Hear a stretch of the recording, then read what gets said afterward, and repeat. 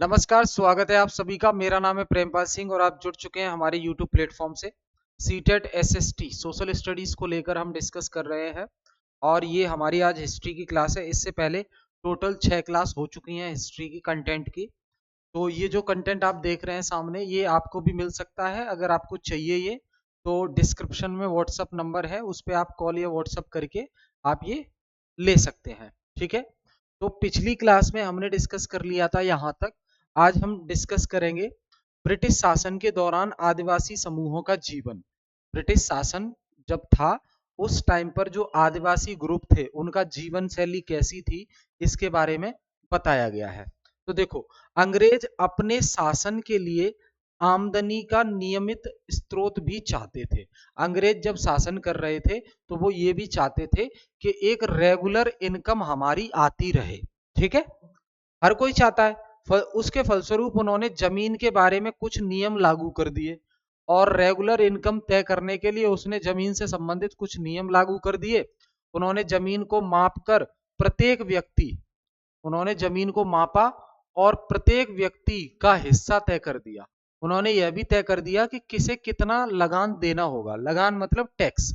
जो अंग्रेज टैक्स वसूलते थे वो किसको कितना देना होगा। कुछ किसानों को भूस्वामी और दूसरों को पट्टेदार घोषित कर दिया। तो अब किसान थे जिनके पास बहुत सारी जमीन होती थी, कुछ किसान थे दूसरे के खेतों में भी काम करते थे। तो जो किसान थे जिनके लिए लगान तय कर दी थी कि इतना टैक्स देना पड़ेगा आपको, वो किसान, कुछ किसान उसमें भूस्वामी होते थे यानी कि जमीन के मालिक, और कुछ पट्टेदार घोषित कर दिए गए थे। पट्टेदार अपने भूस्वामियों का भाड़ा चुकाते थे। पट्टेदार जो किसान थे वो उसको भाड़ा चुकाते थे जो जमीन का मालिक होता था, और भूस्वामी सरकार को लगान देते थे। समझिए इस चीज को। जो पट्टेदार किसान है वो भूस्वामी को भाड़ा देते थे, किराया या जमीन करने का, और फिर वो जो भूस्वामी है वो अंग्रेजों को लगान देते थे। ठीक है। ऐसा 19वीं और 20वीं शताब्दियों के दौरान देश के विभिन्न भागों में जनजातीय समूहों ने बदलते कानूनों और अपने व्यवहार पर लगी पाबंदियों, नई टैक्स व्यवस्था और व्यापार पर लगी पाबंदियों, नई टैक्स व्यवस्था और व्यापारियों और महाजनों द्वारा किए जा रहे शोषण के खिलाफ कई बार बगावत की। अब क्या था कि जो उस समय जनजातीय समूह थे उन पर अत्याचार, शोषण हो रहा था। नए टैक्स व्यवस्था लागू कर दी गई, उससे परेशान हो रहे थे। कानूनों में बदलाव बहुत तेजी से देखने को मिल रहा था, उससे असर पड़ रहा था जनजातीय समूहों पर, तो वो परेशान हो रहे थे। और कई बार जो व्यापारी थे और जो महाजन थे उनके द्वारा शोषण किया जाता था। तो इन सारी चीजों के खिलाफ जनजातीय समुदायों ने कई बार जो है बगावत की। बगावत यानी कि विद्रोह किया। 1831 और 32 में एक कोल जनजाति है। 1831-32 में कोल जनजाति की बात की गई है, कोल आदिवासियों ने। और 1855 में सांथालों ने बगावत कर दी। अब देखो यहां दो वर्ड निकल कर आए हैं आपके सामने, याद रखेंगे। ये जनजाति का नाम है, कोल जनजाति और संथाल। ठीक है। तो कोल जनजाति ने विद्रोह किया 1831-32 में, और सांथालों ने विद्रोह किया 1855 में। ठीक है। मध्य भारत में बस्तर विद्रोह 1910 में हुआ मध्य प्रदेश में, और 1940 में महाराष्ट्र में वर्ली विद्रोह हुआ। और बिरसा जिस आंदोलन का नेतृत्व कर रहे थे वह भी इसी तरह का विद्रोह था। बिरसा मुंडा भी आंदोलनों का नेतृत्व कर रहे थे, वो भी इसी प्रकार की बगावत थी अंग्रेजों के खिलाफ। तो यहाँ पे देखो कितने फैक्ट मिले आपको जो आपके एग्जाम में पूछे जाते हैं। एक तो ये कोल जनजाति जिसने 1831-32 में अंग्रेजों के खिलाफ बगावत की। फिर सांथाल 1855 में बगावत की। और मध्य प्रदेश में मध्य भारत में बस्तर विद्रोह हुआ। छत्तीसगढ़ में आता है अभी बस्तर, लेकिन छत्तीसगढ़ सन 2000 से पहले मध्य प्रदेश का ही हिस्सा था। बस्तर विद्रोह 1910 में हुआ। और 1940 में महाराष्ट्र में एक विद्रोह हुआ, उसे बरली विद्रोह कहते हैं। बिरसा मुंडा भी कुछ इस प्रकार का विद्रोह कर रहे थे। ठीक है। तो ये ध्यान रखना है आपको। देखो भाई, ये पूरा कंटेंट ना एनसीईआरटी का है, ध्यान रखेंगे आप। तो इसमें जो जो पॉइंट शामिल किए गए हैं प्लीज वो आपको याद रखने हैं। अब वन कानून, फॉरेस्ट लॉ, तो वनों से संबंधित बहुत सारे कानून अंग्रेज लेकर आए थे। अब वनों में रहते हैं आदिवासी लोग, तो आदिवासी लोगों को तो बुरा लगेगा अगर फॉरेस्ट से रिलेटेड कानून लाएंगे। तो औपनिवेशिक अधिकारियों ने तय किया कि झूम काश्तकारों को जंगल में जमीन के छोटे टुकड़े दिए जाएंगे। जो ये ब्रिटिशर्स की तरफ से जो अधिकारी हैं, औपनिवेशिक अधिकारियों ने तय किया कि जो झूम काश्तकार हैं, यानी कि जो घूम घूम कर खेती करते हैं, झूम खेती, झूम काश्तकारों को जंगल में जमीन के छोटे टुकड़े दिए जाएंगे और उन्हें वहां खेती करने को भी छूट होगी, बशर्ते गांव में रहने वालों को वन विभाग के लिए मजदूरी करनी होगी और जंगलों की देखभाल करनी होगी। अब बताओ, ये फॉरेस्ट लॉ आया ब्रिटिश सरकार की तरफ से कि जो जंगल में लोग रह रहे हैं, झूम काश्तकार जो हैं, घूम घूम कर खेती करते हैं, उनको जमीन के छोटे टुकड़े दिए जाएंगे जमीन करने के लिए, फसल के लिए, लेकिन उसके बदले में उन्हें क्या करना होगा कि गांव में रहने वाले जो लोग हैं उनको वन विभाग के लिए मजदूरी का कार्य करना पड़ेगा बदले में, और साथ में जंगलों की देखभाल भी करनी पड़ेगी। इस तरह बहुत सारे इलाकों में वन विभाग ने सस्ते श्रम की आपूर्ति सुनिश्चित करने के लिए वन गांव बसा दिए। इस तरह क्या हुआ कि वन विभाग के जो अधिकारी थे उनको सस्ती लेबर मिलने लगी, और इस हिसाब से सस्ती लेबर के चलते उन्होंने वन गांव बसा दिए, वन में गांव बसा दिए, और वहां से लोग सरकार के लिए वनों में मजदूरी करते थे और वनों की रक्षा भी करने का काम करते थे। ये बदलते कानून है। ठीक है, अभी तो और बदलेंगे। फिर है व्यापार की समस्या। 18वीं सदी में भारतीय रेशम की यूरोपीय बाजारों में भारी मांग थी। 18वीं सदी की बात हो रही है, जब जो भारत का रेशम होता था उसकी यूरोप के बाजारों में बहुत ज्यादा डिमांड बढ़ रही थी। भारतीय रेशम की अच्छी गुणवत्ता, क्योंकि ये यहाँ का जो रेशम है वो क्वालिटी में बहुत अच्छा और सबको अट्रैक्ट करने वाला था, और भारत का निर्यात यानी कि एक्सपोर्ट तेजी से बढ़ रहा था, क्योंकि यूरोप में डिमांड बढ़ रही है भारत में उगने वाले रेशम की, तो रेशम को हम निर्यात करते थे दूसरे देश में, तो भारत का निर्यात जो है बढ़ रहा है। भारत का निर्यात क्या हो रहा है? बढ़ रहा है। ठीक है, ध्यान रखेंगे इसको। जैसे जैसे बाजार फैला, ईस्ट इंडिया कंपनी के अफसर इस मांग को पूरा करने के लिए रेशम उत्पादन पर जोर देने लगे। तो जैसे जैसे बाजार फैलता गया, ईस्ट इंडिया कंपनी के जो अधिकारी थे इस मांग को पूरा करने के लिए रेशम उत्पादन पर जोर देने लगे। वर्तमान में झारखंड में स्थित हजारीबाग के आसपास रहने वाले संथाल रेशम के कीड़े पालते थे। वर्तमान में जो बिहार से अलग होकर झारखंड बना, वो झारखंड में एक जगह है हजारीबाग, झारखंड की एक जगह है हजारीबाग। हजारीबाग के आसपास रहने वाले जो सांथाल समूह के लोग थे, संथाली लोग, वो रेशम के कीड़े पालते थे। आपको पता है रेशम कैसे होता है? रेशम के कीड़े का पालन होता है, उससे रेशम निकलता है। ठीक है, उसके बाद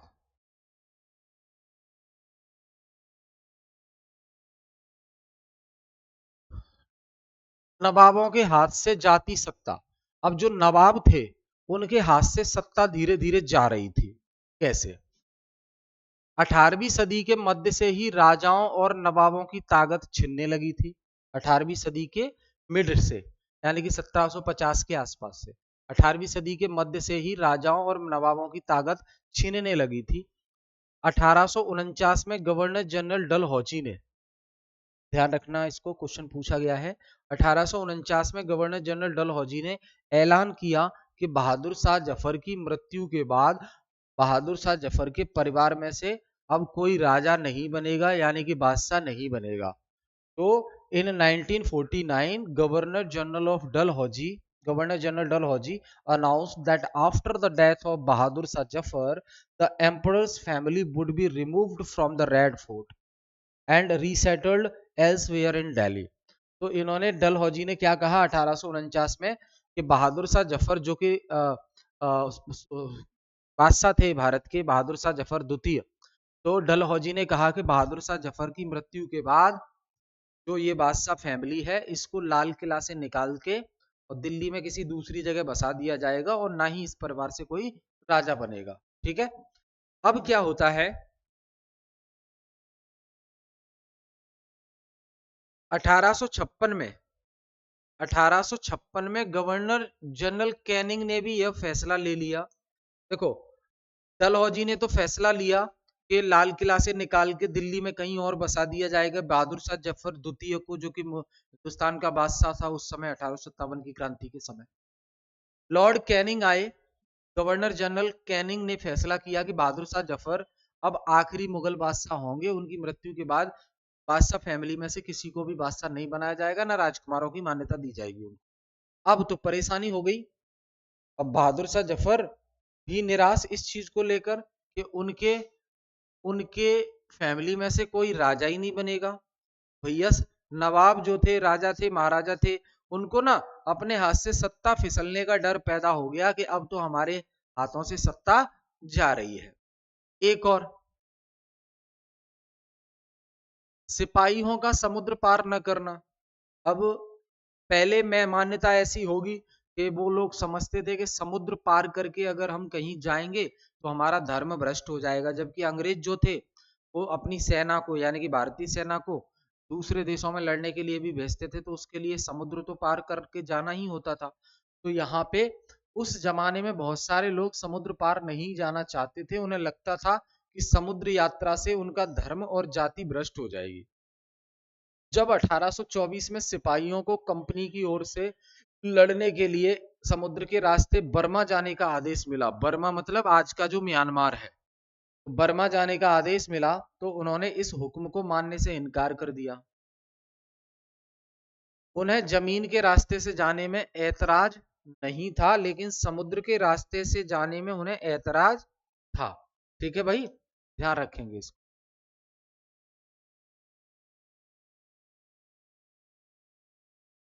सरकार का हुक्म न मानने के कारण उन्हें सख्त सजा दी गई जिन्होंने मना किया, क्योंकि यह मुद्दा अभी खत्म नहीं हुआ था। इसलिए 1856 में कंपनी को एक नया कानून बनाना पड़ा और इस कानून में साफ कह दिया गया, भैया कि कंपनी जहां लड़ने के लिए भेजेगी वहां आपको जाना पड़ेगा, आपकी मनमानी नहीं चलेगी। भारतीय सैनिकों से कह दिया ये। इस कानून में साफ कहा गया कि अगर कोई व्यक्ति कंपनी की सेना में नौकरी करेगा तो जरूरत पड़ने पर उसे समुद्र पार करके भी बाहर जाना पड़ सकता है लड़ाई लड़ने के लिए। तो ये कानून ही बना दिया जिससे कोई विरोध ना कर पाए। अब तो ये भारतीय लोगों को लगा कि ये तो अब हम पे जबरदस्ती हो रही है भाई, कानून बना के चीजें लागू की जा रही हैं। सुधारों पर प्रतिक्रिया, रिएक्शन टू रिफॉर्म्स क्या आई? अंग्रेजों को लगता था कि भारतीय समाज को ना सुधारना बहुत जरूरी है। अंग्रेजों को ये लगता था कि भारतीय समाज को सुधारना बहुत जरूरी है। सती प्रथा को रोकने और विधवा विवाह को बढ़ाने के लिए, विधवा पुनर्विवाह को बढ़ाने के लिए कानून बनाए गए। अंग्रेजी भाषा की शिक्षा को जमकर प्रमोट किया गया। 1830 के बाद कंपनी ने ईसाई मिशनरी को खुलकर काम करने और यहां तक कि जमीन और संपत्ति जुटाने की भी छूट दे दी थी क्रिश्चियन मिशनरी को, चर्च, क्योंकि वो उनका धर्म था, वो अपने धर्म को बढ़ाने की कोशिश कर रहे थे। अब 1850 में एक नया कानून बनाया गया जिससे ईसाई धर्म को अपनाना और आसान हो गया। 1850 में एक कानून बनाया गया अंग्रेजों के द्वारा। इससे क्या हुआ, इस कानून के बाद ईसाई धर्म को अपनाना और ज्यादा आसान हो गया। इस कानून में यह प्रावधान दिया था कि अगर कोई भारतीय व्यक्ति ईसाई धर्म अपनाता है तो भी पुरखों की संपत्ति पर उसका अधिकार पहले जैसा ही रहेगा। बहुत सारे भारतीयों को यकीन हो गया था कि अंग्रेज उनका धर्म या उनके सामाजिक रीति रिवाज और परंपरागत जीवन शैली को नष्ट कर रहे हैं। ये भारतीय लोग समझ रहे थे कि हम पे क्रिश्चियनिटी थोप कर हमारे जो रीति रिवाज हैं उनको खत्म करने की कोशिश की जा रही है। ठीक है। फिर सैनिक विद्रोह 1857 का, जो सबसे बड़ा विद्रोह था भारतीयों का अंग्रेजों के खिलाफ। तो मेरठ से दिल्ली तक 29 मार्च 1857 को एक युवा सिपाही मंगल पांडे को बैरकपुर में अपने अफसरों पर हमला करने की आरोप में फांसी पर लटका दिया गया।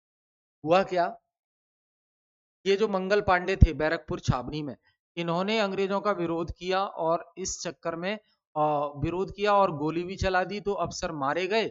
इस चक्कर में मेरठ से दिल्ली तक 29 मार्च 1857 को जो सिपाही हैं मंगल पांडे को बैरकपुर में क्या किया, इन्होंने अपने सीनियर अफसर पर हमला कर दिया था। उसके आरोप में फांसी पर लटका दिया इनको। और कुछ ही दिनों बाद मेरठ में जो कुछ सिपाही थे वहां पे, और उन्होंने नए कारतूसों के साथ फौजी अभ्यास करने से मना कर दिया।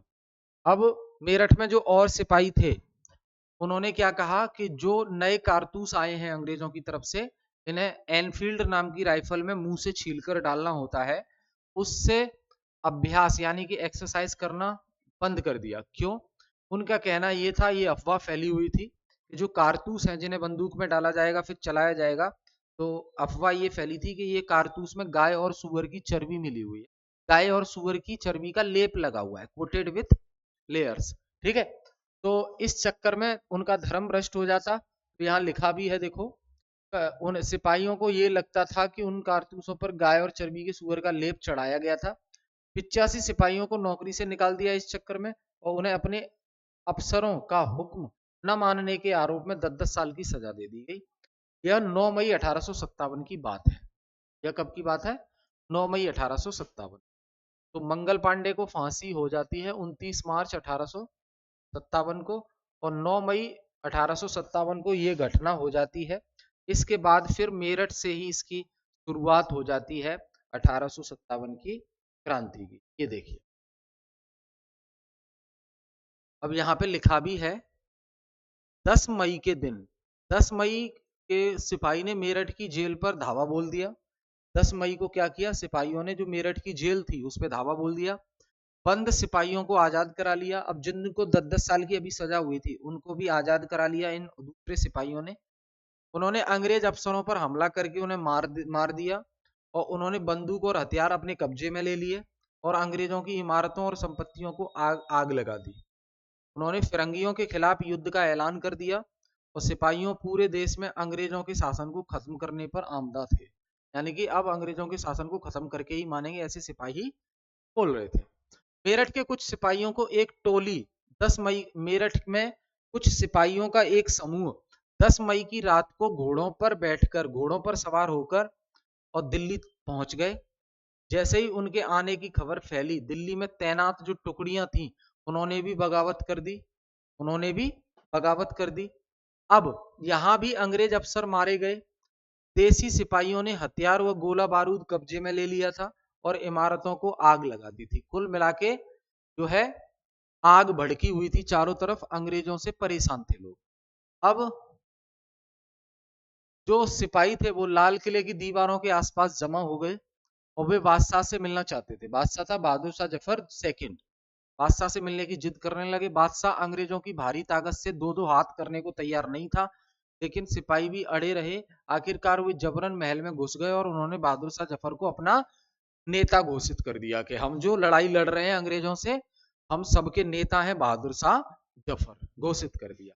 अब क्या, मजबूरी में करना पड़ेगा। फिर बादशाह ने भी सिपाहियों की यह मांग मान ली और उन्होंने देश भर के मुखियाओं और शासकों को चिट्ठी लिखकर अंग्रेजों से लड़ने के लिए भारतीय राज्यों का साथ दो, ऐसा कहा। बहादुर शाह के एक इस मात्र कदम के गहरे परिणाम सामने आए। क्या परिणाम सामने आए? एक के बाद एक हर रेजिमेंट में सिपाहियों ने विद्रोह कर दिया और वे दिल्ली, कानपुर, लखनऊ जैसे मेन पॉइंट पर दूसरी टुकड़ियों के साथ जो है निकल पड़े। समझ गए? और भी अब पूरे देश में फैलता है ये विद्रोह।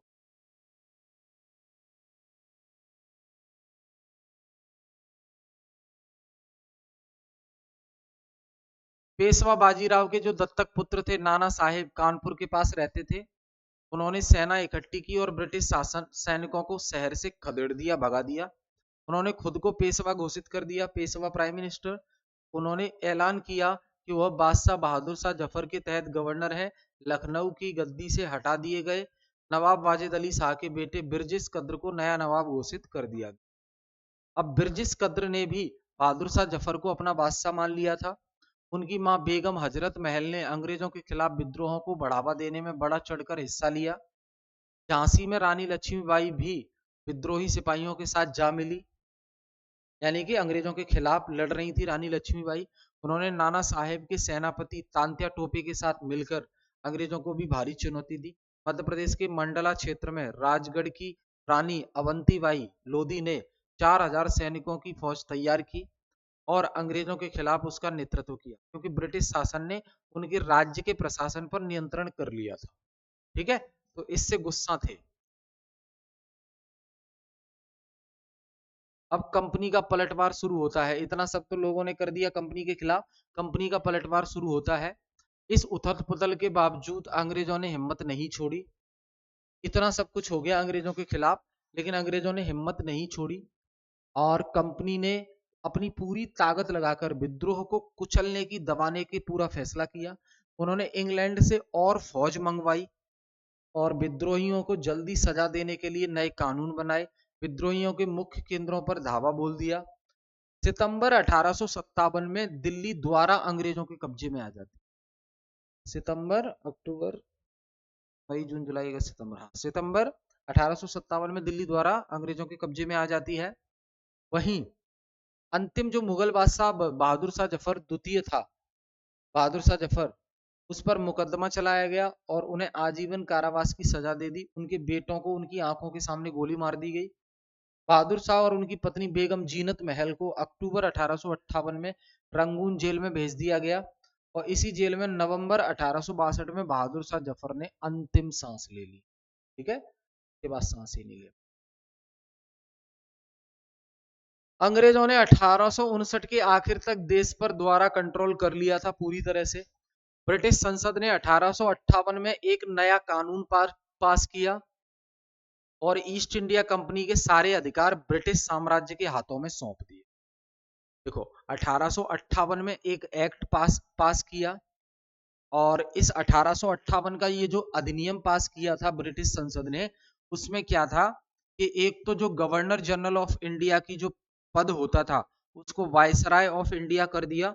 अब पहले गवर्नर जनरल ऑफ इंडिया होता था पद, अब उसको बदलकर वायसरॉय ऑफ इंडिया कर दिया और जो वायसरॉय होगा भारत का वो सीधा क्राउन को रिपोर्ट करेगा, है ना। और जो 1857 की क्रांति तक ईस्ट इंडिया कंपनी के पास सबसे ज्यादा पावर थी अंग्रेजों की तरफ से देश में, भारत में, तो अब उससे सत्ता छीन ली गई और ईस्ट इंडिया कंपनी के सारे अधिकार ब्रिटिश साम्राज्य के हाथों में सौंप दिए गए। ठीक है, ध्यान रखेंगे ये बदलाव आया जिससे लोग फिर विद्रोह ना कर पाए। कपड़ा और लोहा इस्पात उद्योग इसके बारे में बताया गया है। भारत के पश्चिमी तट पर गुजरात में एक सूरत है, तो हिंद महासागर के रास्ते होने वाले व्यापार के सबसे महत्वपूर्ण बंदरगाहों में से एक है सूरत। डच और ब्रिटिश व्यापारिक जहाज 17वीं सदी की शुरुआत से ही इस बंदरगाह का इस्तेमाल करने लगे। 18वीं सदी में इस बंदरगाह का महत्व गिरने लगा। क्यों? सूती कपड़े के मशीनी उत्पादन ने 19वीं सदी में ब्रिटेन को दुनिया का सबसे बड़ा औद्योगिक कंट्री बना दिया, इंडस्ट्रियल नेशन बना दिया। 1850 के दशक से जब ब्रिटेन का लोहा और इस्पात उद्योग भी पनपने लगे तो ब्रिटेन दुनिया का कारखाना बन गया और जिसे वर्ल्ड फैक्ट्री कहने लगे हम। देखो भाई, जब सूती कपड़ा हमारे यहाँ बन रहा था तो डिमांड थी, लेकिन जब ब्रिटेन में औद्योगिक क्रांति की शुरुआत हो जाती है और सूती कपड़े का उत्पादन मशीन से होने लगता है तो कम समय में ज्यादा उत्पादन होने लगेगा। इस तरीके से वहां कारखाने बहुत ज्यादा डेवलप हो जाते हैं इंग्लैंड में। अब ब्रिटेन के औद्योगिकीकरण और भारत पर ब्रिटिश विजय और उपनिवेशीकरण में गहरा संबंध था। स्थायी संबंध भाई। टेक्सटाइल इंडस्ट्री के बारे में बताया गया है। 1750 के आसपास भारत पूरी दुनिया में कपड़ा उत्पादन के क्षेत्र में औरों से बहुत ज्यादा आगे था।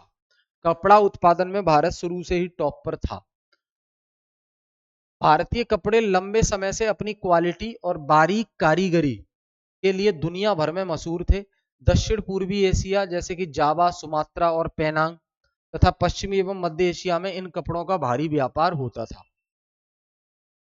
यूरोप के व्यापारियों ने भारत से आया बारीक सूती कपड़ा सबसे पहले मौजूदा इराक के मोसुल शहर में अरब के व्यापारियों के पास देखा था। अब देखो, ये जो यूरोप के व्यापारी हैं ना, इन्होंने भारत से आया ये जो बारीक सूती कपड़ा है ये सबसे पहले कहां देखा?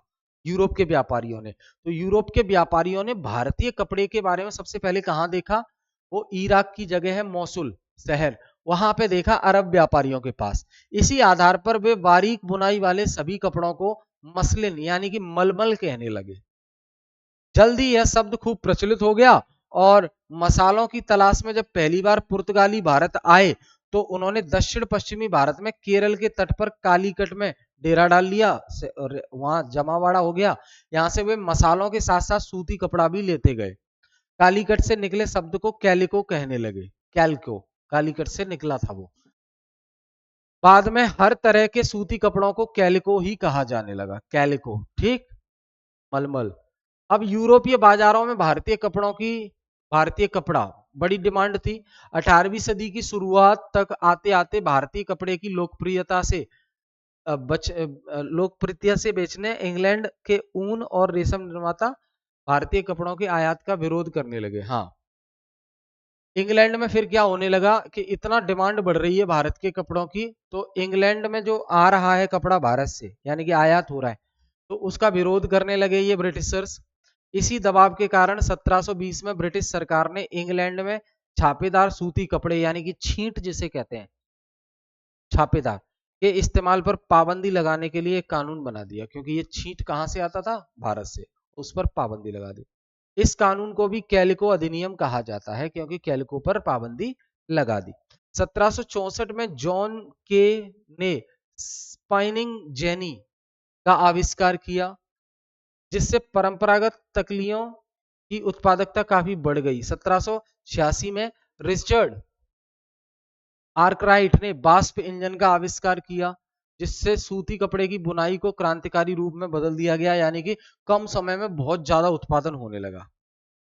पटोला बुनाई सूरत, अहमदाबाद और पाटन में होती थी। इंडोनेशिया में इस बुनाई का भारी बाजार था, वहां यह स्थानीय बनाई परंपरा का हिस्सा बन गई थी।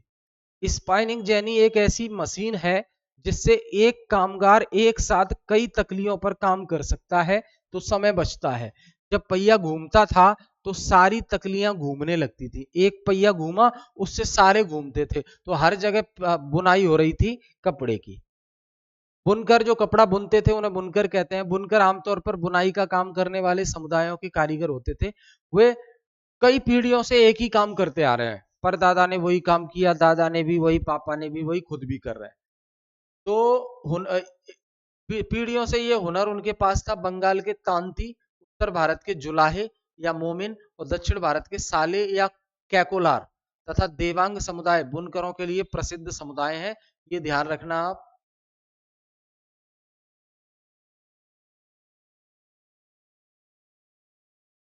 रंगीन कपड़ा बनाने के लिए रंगरेज इस धागे को रंग देते थे, अंग्रेज। छपाईदार कपड़ा बनाने के लिए बुनकरों को चिप्पीगर नामक माहिर कारीगरों की जरूरत होती थी।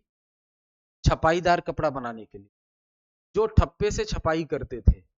तो dyers used to colour this thread to make coloured cloth, ठीक है। भारतीय कपड़े का पतन, अब डिक्लाइन कैसे हो गया, जब इतना फेमस कपड़ा था, टेक्सटाइल इंडस्ट्री इतनी अच्छी थी, तो इतना गिरावट कैसे देखने को मिली भारतीय कपड़े का में। तो इंग्लैंड में जो बने सूती कपड़े थे 19वीं सदी की शुरुआत तक, भारतीय कपड़ों को अफ्रीका, अमेरिका और यूरोप के परंपरागत बाजारों से बाहर कर दिया।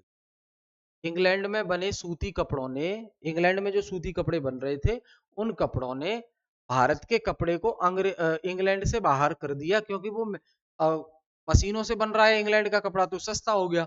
इधर भारत में हाथ से बना हुआ कपड़ा तो ये महंगा होगा, इसलिए जो है कमी देखने को मिली हमारे किसमें, एक्सपोर्ट में।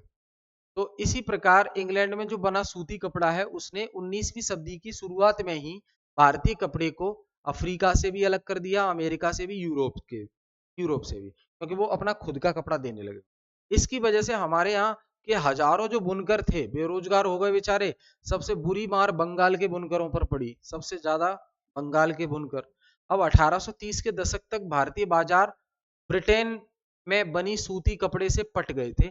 दरअसल 1880 के दशक तक स्थिति यह हो गई थी कि भारत के लोग जितना सूती कपड़ा पहनते थे उसमें से भी 2/3 ब्रिटेन का बना होता था। इससे न केवल बुनकरों बल्कि सूत कातने वालों को भी हालत खराब होती गई, और जो लाखों ग्रामीण महिलाएं सूत काट कर ही अपनी आजीविका चला रही थी वो बेरोजगार होती गई। क्योंकि इंग्लैंड का कपड़ा छाने लगा देश में सस्ते की वजह से। अब राष्ट्रीय आंदोलन का दौर आया, तो राष्ट्रीय आंदोलन के दौरान महात्मा गांधी ने भी लोगों से ये कहा, महात्मा गांधी ने भी लोगों से उम्मीद की कि वे जो आयात कपड़ा है विदेशों से जो आयात होकर आ रहा है हमारे देश में, तो इंपोर्टेड कपड़े को का बहिष्कार करें वो, और हाथ से जो कता हुआ सूत है और हाथ से बुने हुए कपड़े ही पहने। इस तरह खादी राष्ट्रवाद का प्रतीक बन गया। खादी चरखा भारत की पहचान बन गया और 1931 में उसे भारतीय राष्ट्रीय कांग्रेस के तिरंगे झंडे की बीच वाली पट्टी में जगह मिल गई। खादी चरखा यानी कि विदेशों से आए कपड़े को मत पहनो, भारत में जो बन रहा है खादी का उसे पहनो। तो rise of cotton textile mill, khadi कपड़े से बने हुए मिलों में बढ़ोतरी देखने को मिली। भारत में पहली बार सूती कपड़ा मिल 1854 में बंबई में स्थापित हुआ। यह कताई मिल थी। दिस वॉज अ स्पाइनिंग मिल, कताई की जाती थी यहाँ पे। समझ गए? क्लियर है? तो ये दोस्त हमने डिस्कस किए। अब हम सूती कपड़ा मिलों का उदय, ये हम डिस्कस करेंगे अगली क्लास में। ठीक है, थैंक यू।